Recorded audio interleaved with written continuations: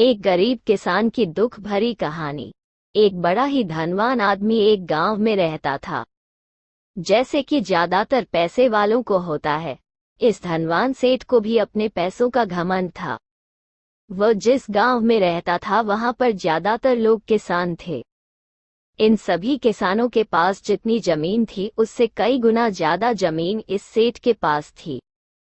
कई गरीब किसान तो इसके लिए इसके खेतों में काम करते थे। इसी गांव में गोपाल नाम का एक बड़ा ही मेहनती और सच्चा किसान रहा करता था। गोपाल का परिवार थोड़ा बड़ा था। उसके परिवार में उसके बूढ़े माँ बाप, पत्नी और 3 बच्चे थे जो अभी काफी छोटे थे। गोपाल के पास ज्यादा जमीन नहीं थी, लेकिन जितनी भी थी उसमें वह बड़ी मेहनत करता और अपने परिवार का पेट पालने लायक अनाज उगा लेता था। बाकी के किसान भी ये देखकर हैरान रह जाते कि कोई कैसे इतनी सी जमीन में इतना ज्यादा फसल उगा सकता है। एक वर्ष उस गांव में काफी ज्यादा बारिश हुई, जिसके चलते कई किसानों की फसलें बर्बाद हो गई, जिनमें से एक गोपाल भी था। अब गोपाल धर्म संकट में पड़ गया, क्योंकि उसके परिवार में उसके अलावा कोई और कमाने वाला नहीं था और वह अपने परिवार को भूखा मरते हुए नहीं देख सकता था। वह जानता था कि इस गांव में अगर कोई उसकी मदद कर सकता है तो वह वही घमंडी सेठ है, जिसने गांव के कई अन्य गरीब किसानों को या तो कर्जा दिया है या तो अपने यहाँ काम पर रखा हुआ है। हाथ पर हाथ धरे बैठे रहने के बजाय उसने इस सेठ के पास जाने का फैसला किया और एक दिन उनके पास पहुंच गया। सेठ के पास पहुंचकर गोपाल बोला, सेठ जी, आपकी बहुत मेहरबानी होगी अगर आप मुझे थोड़ा सा कर्जा दे दें, जिससे मैं अपने खेतों में फिर से कोई फसल उगा सकूं, या फिर आप मुझे अपने यहाँ नौकरी दे दें ताकि मेरे परिवार को 2 वक्त का खाना मिल सके। घमंडी सेठ को उसकी इन बातों से कोई मतलब नहीं था, लेकिन गांव के सारे लोगों की तरह वह भी यह जानता था कि गोपाल कितना मेहनती है और वह जिस भी खेत में काम करेगा वहां वो 2 गुनी फसल उगा सकता है। सेठ ने सोचा, अगर मैं इसे पैसे उधार देता हूं तो शायद यह इस स्थिति में नहीं है कि मुझे वापस लौटा सके, लेकिन अगर मैं इसे अपने खेतों में काम करवाता हूं तो मुझे जरूर दुगना फायदा होगा।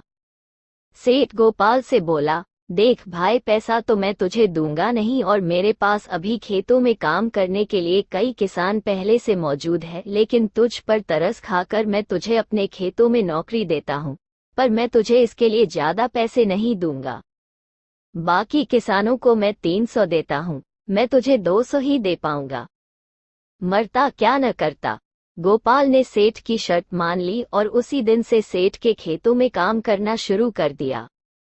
2 महीनों तक नियमित वो सेठ के खेतों में जाकर कड़ी मेहनत करता और देखते ही देखते 4 महीने का काम उसने अपनी मेहनत से 2 महीनों में ही खत्म कर दिया।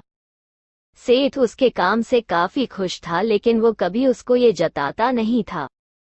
जब सेठ ने देखा कि उसका खेतों का काम अब खत्म हो चुका है, अगर वह गोपाल को काम से निकाल देता है तो उसके 2 महीनों के पैसे बच जाएंगे, तब सेठ ने गोपाल को काम से निकालने का फैसला किया। एक बार सेठ को ये विचार भी आया कि इतना मेहनती आदमी शायद उसे दोबारा ना मिले, लेकिन फिर उसने सोचा कि जब अगले साल काम आएगा तब उसे फिर से नौकरी पर रख लेगा। आखिर इस गांव में उसके अलावा है ही कौन जिसके आगे ये लोग अपने हाथ फैलाएंगे। एक दिन सेठ ने गोपाल को अपने पास बुलाकर उसको उस दिन का पैसा दिया और साथ में ये भी कहा कि कल से तुमको काम पर आने की जरूरत नहीं है। अब मेरे पास तुम्हारे लिए कोई काम नहीं बचा है। जब मेरे पास काम आएगा तो मैं तुम्हें बुला लूंगा। ये सुनकर गोपाल का दिल बैठ गया। पिछले 2 महीनों से कम ही सही उसके बच्चों और परिवार के पेट में अन्न का दाना जा तो रहा था, अब वो क्या करेगा। यही सोचकर उसकी आंखों से आंसू निकल आए। गोपाल ने सेठ के पैर पकड़ लिए और गिड़गिड़ाने लगा, सेठ जी, मुझे इस काम की बहुत जरूरत है, मुझे मत निकालिए। अपने मतलब से मतलब रखने वाला सेठ टस से मज ना हुआ। उसने खरी खोटी सुनाकर गोपाल को वहां से चलता कर दिया और मन ही मन 2 महीनों की तनख्वाह बचने से खुश होने लगा। अगले दिन जब सेठ सवेरे उठा और अपने आंगन में आया तो उसने देखा कि गोपाल उसके आंगन में बैठा है। सेठ ने उसको पास बुलाकर पूछा कि क्या हुआ, तुम क्यों यहाँ पर बैठे हो। गोपाल बोला, सेठ जी, मुझे वापस काम पर रख लीजिए। आप जानते ही हैं मेरी आर्थिक परिस्थिति कैसी है। थोड़ी दया कीजिए। लेकिन सेठ ने उसकी एक न सुनी और फिर एक बार उसे बुरा भला कहकर वहां से जाने के लिए कहा। बेचारा गोपाल अपना सिर नीचे झुका के वहां से चला गया। अगले दिन फिर यही घटना दोहराई गई। गोपाल फिर सेठ के आंगन में बैठा था। सेठ ने फिर उसको वहां से जाने के लिए कहा। यही घटना अगले कई दिनों तक चलती रही। अब तो गोपाल सेठ के हकालने पर भी वहां से नहीं जाता था और वहीं पर बैठा रहता था। एक बार सेठ ने उससे पूछ लिया, तुम कैसे आदमी हो? मैं तुम्हारा इतना अपमान करता हूं लेकिन तुम्हें कोई फर्क ही नहीं पड़ता। तब गोपाल ने सेठ से कहा, बुरा तो बहुत लगता है सेठ जी, लेकिन जब घर जाता हूँ और भूख से बिलखते अपने माँ बाप और बच्चों को देखता हूँ तब यह अपमान मुझे कुछ भी नहीं लगता। इतना सब कुछ होने के बाद भी सेठ का दिल जैसे पत्थर का बना हुआ था। उसने गोपाल को अभी तक काम पर नहीं रखा और न ही उसका ऐसा करने का कोई इरादा था। एक दिन सेठ ने सोचा कि कुछ दिनों के लिए किसी और गांव चला जाता हूं ताकि गोपाल से पीछा छुड़ा सकूं। अगले दिन गोपाल के आने से पहले ही सेठ अपने परिवार को लेकर अपने किसी संबंधी के यहाँ चला गया और वहां पर 10 दिनों तक रहने के बाद फिर अपने गांव, अपने घर वापस लौटा। घर लौटते ही सेठ ने आसपास हर जगह नजर दौड़ाई तो पाया कि वहां पर अब गोपाल नहीं था।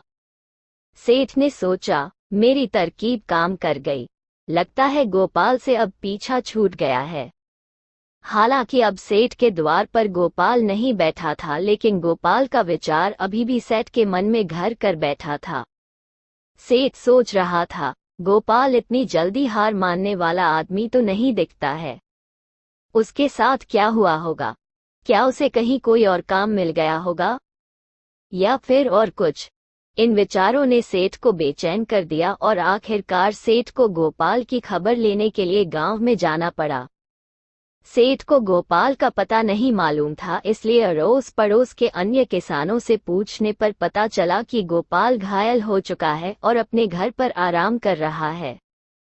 सेठ ने जब उसके घायल होने का कारण लोगों से पूछा तो सेठ को पता चला कि जब सेठ अपना घर छोड़कर किसी और गांव में गया था तब बंद घर देखकर कुछ चोर उसके यहाँ चोरी करने आए थे, जिनको रोकने की कोशिश करते हुए हाथापाई में गोपाल चोटिल हो गया था।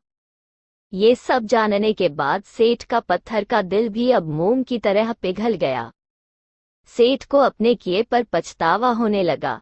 सेठ ने अपने आप को याद दिलाया कि कैसे उसने एक शरीफ और सच्चे आदमी को ज्यादा काम करवा कर भी उसको पूरा पैसा नहीं दिया और जिसको गले से लगाना चाहिए था उसे ठोकर मारकर भगाता रहा। सेठ गोपाल का घर का पता पूछकर उसके घर पहुंचा तो देखा कि गोपाल की घर की हालत बहुत खराब है। उसका परिवार भूख से बेहाल है और वह खुद अपने हाथ पैर पर चोट के साथ एक खाट में पड़ा हुआ है। ये दृश्य देखकर सेठ की आंखों से आंसू बह निकले। सेठ ने गोपाल के पास जाकर उससे सच्चे दिल से माफी मांगी।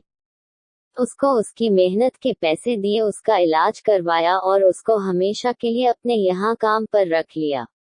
दोस्तों, इस कहानी से हमें यह सीख मिलती है कि अगर भगवान ने हमें दूसरों से बेहतर जिंदगी दी है तो हमें उसका फायदा नहीं उठाना चाहिए और हो सके तो जरूरतमंदों की जिंदगी में भी सुधार करने की कोशिश करनी चाहिए। अगर आपको हमारी यह वीडियो अच्छा लगा तो कृपया करके चैनल को सब्सक्राइब जरूर करें ताकि नए वीडियो का नोटिफिकेशन